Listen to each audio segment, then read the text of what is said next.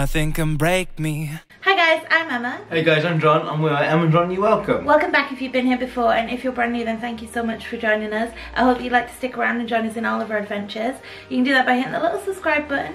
Just there, you know it is. If you do hit the subscribe button, then please make sure to turn on the notification bell as well, and then you'll be notified every single time that we post. Absolutely. So we have made it all the way to Germany with our facts and secrets. We have, yeah, we're getting around there now. I really like Germany Pavilion, so I'm looking forward to this one. Yeah, there's some facts that I wouldn't have even been able to guess at for this one, so I think we should just get straight into it. Absolutely. Fact number 1. In Germany Pavilion there are 16 painted coats of arms. You can find them outside Biergarten and Summerfest. Yeah, so these represent the 16 regions in Germany. In Germany. I didn't know there were 16 regions in Germany, but I'll hold my hands up, I don't know an awful lot about Germany. No, I didn't, yeah. I think this is really cool though, that they, you know, represent every single region. They don't want to leave anybody out. I think that's really nice. And like, if you go into Les Celliers in Canada, they tell you about the Canada region. Yeah. So it's cool that they do that in Germany. I do like it, these little details that you don't even know is there. We said it before, but they just have it there. And if you ask a cast member about it, it can tell you all about the regions and that. That's really smart. And I do like a coat of arms. They always look fun, don't they? Yeah, and you can get your own one in the England Pavilion. You can, yeah, we mentioned it before in a different video, but something I would love to do, yeah. So fact number 2 is where I start butchering German pronunciation, so I'm very sorry, you're just gonna have to go with me. So if you've ever visited Germany, specifically the Kaufhaus in Freiburg, you might notice that the building in Epcot is the same building. They have originally 4 princes above the fireplace in the real building. However, because Disney uses, is it false perspective? Yep. That's what it's called, isn't it? And the building is supposed to look real big, but it's not as big. They couldn't fit 4 princes' portraits up there, so they've picked 3. And Prince Maximus is the prince that got kicked off the mantelpiece. I really like that. I really like that. Imagine being Prince, like, he probably isn't around anymore, but his family might be. Absolutely. I really like that fact. Yeah, I mean, who decided to kick him off? One of the other ones? Yeah. was it like a little game they played to say which one goes? Yeah, that's true. How did they pick that Maximus? Maybe he was like the least important prince. Yeah, maybe they did it in age order. I don't know. If somebody knows how they picked Prince Maximus got booted. Absolutely. It's like The Bachelor but for princes. I really like that fact. That's really cool. Yeah. Fact number 3. In each video we mentioned what characters you can meet in each pavilion. In a Germany pavilion you can meet Snow White and occasionally a dwarf. Yeah, I would assume it is Dopey, maybe Grumpy. Grumpy would be cool. They're normally the ones that come out, aren't they? But I think it is rare to see a dwarf there. Yeah. But it did say online that sometimes you might see a dwarf there. Normally you can only see dwarfs in Christmas parties or the parties, so they're really hard to go and see. But yeah, definitely Snow White is normally there. It's cool that you can see all of the princesses around the World Showcase in their country. I think that's really cool. You could do like a Princess Day and meet all of them while you're maybe while you're drinking around the world. That would make the meets a little bit more exciting. Cool. Yeah, it would be fun. Yeah, but snow's a cool one to meet. Yep.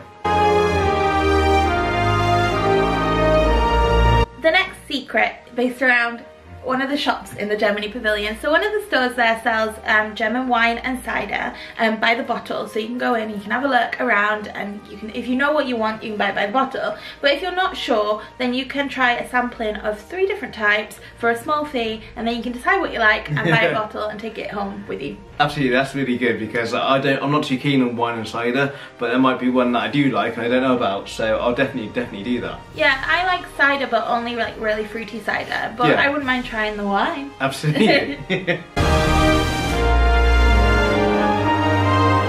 Secret number 4. Germany is another pavilion that was intended to have a ride. So you were supposed to be able to get on a boat and sail down the Rhine River. I'm probably butchering that too.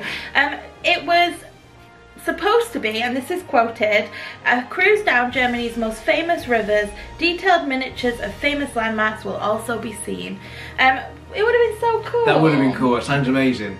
Yeah, I'm so gutted they haven't done this. There's another pavilion with another ride. It seems like they cancel a lot of rides around Pavilion for some reason. But no, it would have been incredible. Yeah, they also plan to put the Matterhorn there, even though the Matterhorn is set in Switzerland, but obviously there isn't a Switzerland pavilion, the same as the one in the California park, but they obviously changed their mind. The space for the ride is there, and one of in the restaurant, so they use it as like a foyer. The queue line is used as a foyer for the restaurant. If you tap on the wall, you can hear that it's hollow. They use this now for storage and like for rehearsal space for cast, because the funding wasn't there. So it's in this, we've mentioned it before, but Epcot Phase 2. Which we seem to just have skipped, and now we've gone on to like the new Epcot. But yeah, I mean, hopefully if it's the space is there, the space is always going to be there. Maybe one day they get funding for it and they can do it, because that sounds amazing. Yeah, I think it'd be good for people to like, especially like people like me that don't know a lot about Germany, for instance, because I've never been and I've never thought to really research it. It would teach me something, and I think that's always fun. Absolutely, yeah. No, I mean Epcot does that really well. It teach you in a fun way. So that ride would do that straight away. Yeah, it seems like every pavilion was supposed to have a ride, and now they don't. Yeah, I don't understand why that is. I don't understand why their funding sort of ran out and they didn't do rides and stuff. But yeah, maybe one day that the space is still there and they can find the funding and get it done. Maybe.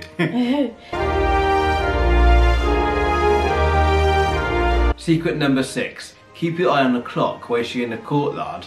On the hour, the clock will chime and 2 figurines will come out and ring the bell. Yeah, in the queue. Just like Small World. Yeah, just like Small World. Yeah, I think this must be something that happens with like old clocks in Germany. Obviously, we've never seen one, but I think it's a really cool feature, and also you would always know what time it is. Absolutely, yeah, no, I really like it, because how much sort of work's gone into that. And I think Germany does that a lot of clocks just like that, but I think they're so smart and so interesting. I love them. Yeah, it is cool. We'll have to check it out next time we're there. Secret number 7. So some pavilions are set in specific time periods of their country, and some pavilions are set in specific regions, like France for example, but the Germany pavilion does both, so it represents different time periods and also different regions, and I guess this is because they've got a lot of regions to choose from. Yeah, there's a lot of regions. Yeah, so as you go into the pavilion, you'll see a big statue, and this statue represents George and the Dragon. So I think that's really cool. This is typical of a Bavarian kind of town. In Germany, they would have a statue to kind of protect it. Absolutely, yeah. I always thought George and the Dragon, we know that story really well in England. I always thought that was an English story, not a Germany story. Yeah, but it must be a German story. Yeah, so I learned something there. So yeah, no, but we really know that story really well. So yeah, a statue of that is really smart. Yeah, it's obviously you would want George to protect your town, because he can slay dragons, so. Of course. Secret number 8. The miniature German village and train set wasn't meant to be a permanent feature. It was added to the Flower and Garden Festival and everyone loved it, so it stayed.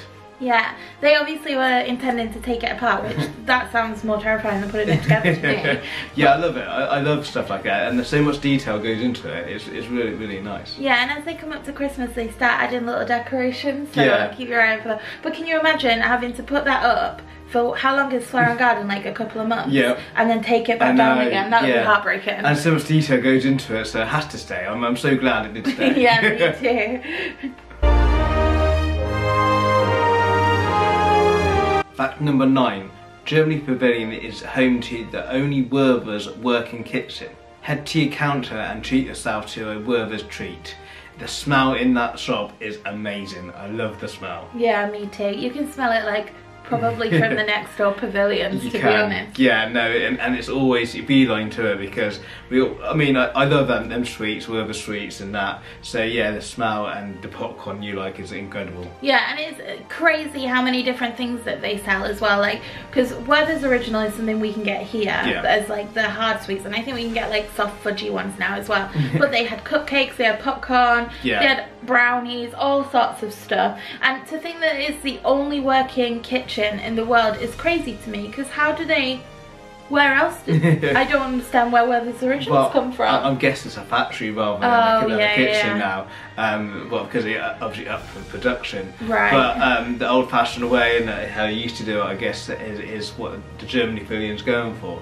And it just reminds me of my granddad. It's my granddad's sweet. It's lovely. I love that sweet and that smell. It's just bring back memories. Yeah, they are kind of known, like here especially, as like old people's sweets. Yeah, but everybody likes them. Yeah, I don't know why. Apart from my granddad always having it in his pocket, and he always gave me one. Yeah. But yeah, I love the sweet. I love the smell.